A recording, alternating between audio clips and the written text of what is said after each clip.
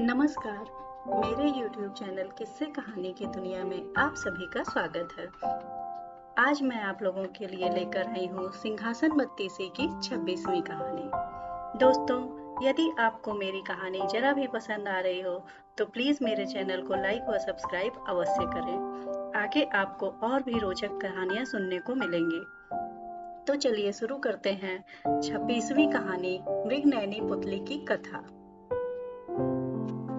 25वीं पुतली के द्वारा राजा भोज महाराज विक्रमादित्य के गुणों को जानकर हर्षित हुए और उस स्थान से अपने महल की ओर रवाना हो गए। लेकिन अगले दिन फिर से उन्हें सिंहासन और महाराज विक्रमादित्य के गुणों का आकर्षण खींच लाया। जैसे ही राजा भोज सिंहासन की ओर बढ़े, 26वीं पुतली मृगनयनी प्रकट हो गई।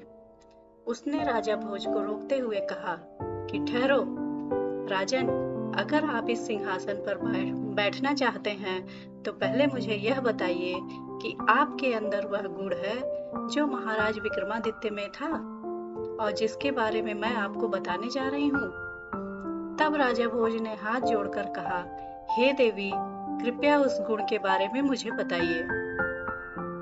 तब मृगनयनी पुतली ने महाराज विक्रमादित्य की 26वीं कथा कहनी प्रारंभ की। महाराज विक्रमादित्य का मन जितना राजकाज और प्रजा की कुशलता में लगता था, उससे कहीं ज्यादा वह पूजा पाठ और प्रभु की भक्ति में तपस्वी के जैसे लीन रहते थे। वे इतने कठोर तपस्या करते थे कि इंद्रदेव का सिंहासन भी कांप जाता था।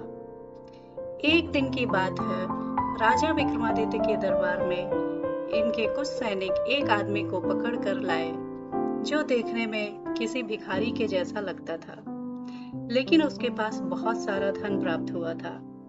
किसी भिखारी के जैसे व्यक्ति के पास इतना धन कैसे आया, यह सोचकर ही उसे सैनिकों ने जंगल से संदिग्ध अवस्था में गिरफ्तार किया था।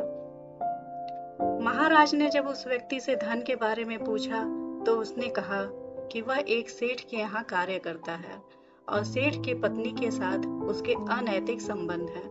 उसने ही यह धन दिया था और कहा था, जंगल में रुककर मेरा इंतजार करना, मैं सेठ को मारकर जल्दी ही तुम्हारे पास आ जाऊंगी। राजा ने व्यक्ति की बात सुनकर सेठ के यहाँ अपने सैनिक भेजे। वहां पर सेठ की चिता पर बैठी हुई उसकी पत्नी कह रही थी कि रात में लुटेरों ने उसका सारा धन लूट लिया और उसके पति की हत्या कर दी, इसीलिए वह सती होने जा रही है। सैनिकों ने पूरा वृत्तांत महाराज विक्रमादित्य को सुना दिया। तब महाराज स्वयं उस व्यक्ति के साथ सेठ के घर पहुंचे। वहां सेठानी से कहा कि हमें तुम्हारी सच्चाई का पता चल गया है। तुम्हारा चरित्र अच्छा नहीं है। अब तुमको राजा द्वारा दिया जाने वाला दंड भोगना पड़ेगा। यह सुनकर सेठानी डर गई और राजा से कहा कि आप क्या मेरा चरित्र देख रहे हैं? पहले अपनी छोटी रानी का चरित्र तो देख लो। इतना कहकर वह सेठ की चिता में कूद गई और जलकर राख हो गई। इस घटना के बाद से महाराज का मन विचलित रहने लगा और वह गुप्त तरीके से छोटी रानी पर नजर रखने। एक रात रानी ने सोचा सभी सो रहे हैं और वह उठकर महल से थोड़ी दूरी पर एक साधु की कुटिया में चली गई। राजा भी उसके पीछे पीछे आ गए थे और जैसे ही उनके कुटिया से झांक कर देखा तो दंग रह गया। राजा को रानी की काली करतूत का पता चल गया था कि उसके कुटिया में रहने वाले व्यक्ति के साथ अनैतिक संबंध है। गुस्से में उसने रानी और व्यक्ति दोनों को मार दिया और स्वयं सारे राज्य का भार सैनिकों के ऊपर डालकर सन्यासियों के जैसे जीवन अपना लिए। सबसे पहले वे एक समुद्र के तट पर गए और समुद्र देव की तपस्या प्रारंभ करी। समुद्र देव ने उनसे वरदान मांगने को कहा। तब राजा ने कहा कि वे समुद्र के तट पर कुटिया बनाकर तपस्या करना चाहते हैं, कृपया आशीर्वाद प्रदान करें। समुद्र देव ने उन्हें आशीर्वाद के साथ ही एक शंख दिया और कहा कि किसी भी दैवीय मुसीबत आने पर यह शंख बजा दे, इससे मुसीबत दूर हो जाएगी। इतना कहकर समुद्र देवता गायब हो गया। इसके बाद राजा विक्रमादित्य एक कुटिया बनाकर कठोर तपस्या करने लगे। उनकी तपस्या के प्रभाव से स्वर्ग में इंद्रदेव का सिंहासन भी कंपायमान होने लगा। इंद्रदेव ने घबराकर अपने सेवकों को भेजकर कहा कि जहां पर विक्रमादित्य तपस्या कर रहे हैं उस स्थान को पानी में डुबो दो। सेवकों ने ऐसा ही किया और विक्रमादित्य कुटिया सहित पानी में डूब गए, लेकिन समुद्र देवता के आशीर्वाद से वह पानी कुछ ही देर में सूख गया। यह देखकर इंद्र चकित रह गए और फिर उसने सैनिकों को भेजकर वहां पर आंधी तूफान के जरिए विक्रमादित्य की तपस्या भंग करने का आदेश दिया। सेवकों ने ऐसा ही किया, लेकिन इस बार महाराज विक्रमादित्य ने समुद्र देवता के द्वारा दिया गया शंख को बजाकर उस आपदा को भी दूर कर दिया और अपनी तपस्या में मग्न हो गए। इंद्र एक बार फिर से चकित रह गए और इस बार स्वर्ग की सबसे सुंदर अप्सरा तिलोत्तमा को तपस्या भंग करने के उद्देश्य से भेजा।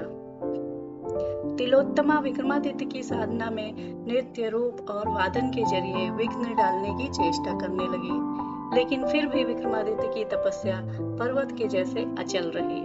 थक कर तिलोत्तमा वापस स्वर्ग आ गई। इंद्र ने फिर से एक और युक्ति सोची।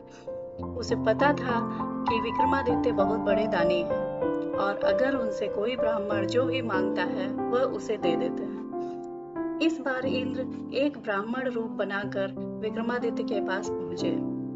उन्हें देखकर विक्रमादित्य ने हाथ जोड़ते हुए कहा कि कहिए ब्राह्मण देवता, मैं आपकी क्या सेवा कर सकता हूँ। तब इंद्र ने कहा कि मुझे दान चाहिए। विक्रमादित्य ने कहा कि जो भी मेरे पास है उसमें से आप जो भी मांग लें मैं दे दूंगा। तब इंद्र ने कहा, तुम अपनी तपस्या का सारा फल मुझे दान में दे दो। तब विक्रमादित्य ने सहर्ष ही अपनी तपस्या का सारा फल उन्हें दान में दे दिया।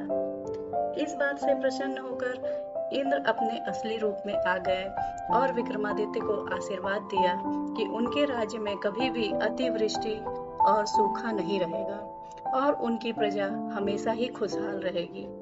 इतना कहकर इंद्रदेव गायब हो जाते हैं और विक्रमादित्य भी मन की शांति पाकर अपने राज्य की ओर प्रस्थान करते हैं। राजा विक्रमादित्य के दान की बात कहकर पुतली ने राजा भोज से कहा कि कहिए राजन, क्या आपके अंदर भी ऐसी सामर्थ्य है कि आप अपना सब कुछ दान में दे दें? एक बार फिर राजा भोज निरुत्तर हो गए और पुतली अन्य पुतलियों के जैसे ही हवा में उड़ गई। दोस्तों, इस कहानी से हमें यह सीख मिलती है कि किसी भी परिस्थिति में हमें डरना नहीं चाहिए, बल्कि उस परिस्थिति का साहस और धैर्य के साथ सामना करना चाहिए।